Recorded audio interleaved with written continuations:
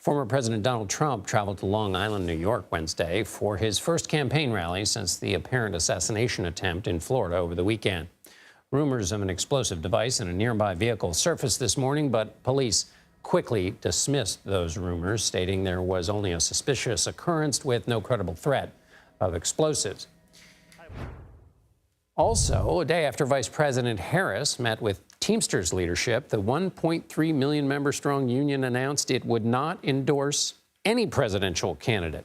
The Teamsters have endorsed every Democrat since 1996. Harris has the endorsements of 9 of the 10 major unions. And according to recent CBS News polling, 58% of likely voters in union households say they will be voting for Vice President Harris. That's more than the 56% of union households that voted for President Biden, according to exit polls. CBS News campaign reporter Olivia Rinaldi is following the Trump campaign and joins us now. Olivia, let's start with the Trump rally. What do you see in terms of security? You've been to so many of these. How is it different? Yeah, good to be with you, John. There's definitely an increased security presence here today at the Coliseum on Long Island. I did notice that there were extra canine dogs surveilling the crowds. There was more magnetometers allowing more people to be processed in. We're in this arena that fits several thousand people, and there were several thousand outside waiting to even come in. And we now know that from the Secret Service that Donald Trump is receiving the highest level of security that an individual can receive. It's the same type of security that individuals, or sitting presidents rather, are receiving. So Trump is now receiving that, and we can see it translating here today. You can't go 10 feet without seeing an NYPD officer, a local Nassau County police officer. There's a huge presence here. We're learning that going forward, Trump is going to have that increased security at all of his campaign events, John. Olivia, we all hear about the 7 battleground states. Long Island is not in one of them. Tell us why the former president with dwindling days is in the town of Uniondale in Long Island, and what's the strategy behind that? Yeah, John, you might ask, why are we here in deep blue New York? Long Island itself does trend a little bit more Republican, but it is important to note that this is the same day that Trump's sentencing and the New York hush money trial was expected to be, September 18th. And that got kicked down the road a little bit until November, so that's not happening.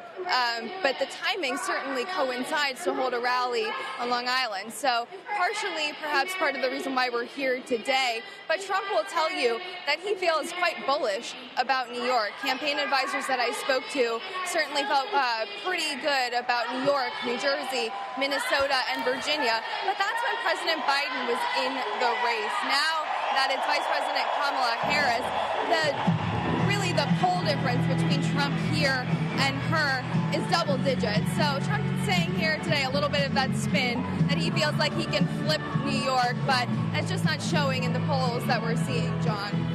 And let's talk about the Teamsters. The head of the Teamsters spoke at the Republican convention. Vice President Harris was there making the pitch yesterday. Now they're not going to endorse either side. What are you hearing from the Trump campaign?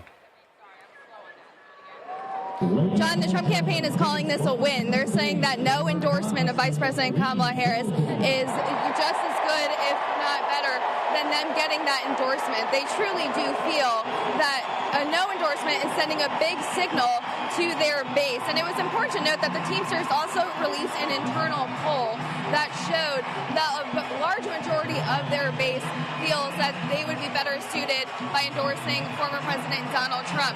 The Trump campaign is touting those numbers as a win, and you can hear the crowd behind me getting quite loud and getting quite rowdy here in New York for the former president, people speaking before him. But I do want to note that the Trump campaign is spinning this as a win, that the Teamsters are not endorsing Vice President Kamala Harris. Olivia Rinaldi doing a masterful job against all that crowd noise. Thanks so much, Olivia.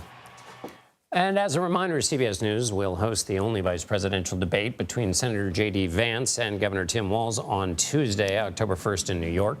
We will have live coverage on CBS, CBS News 24/7, and Paramount Plus.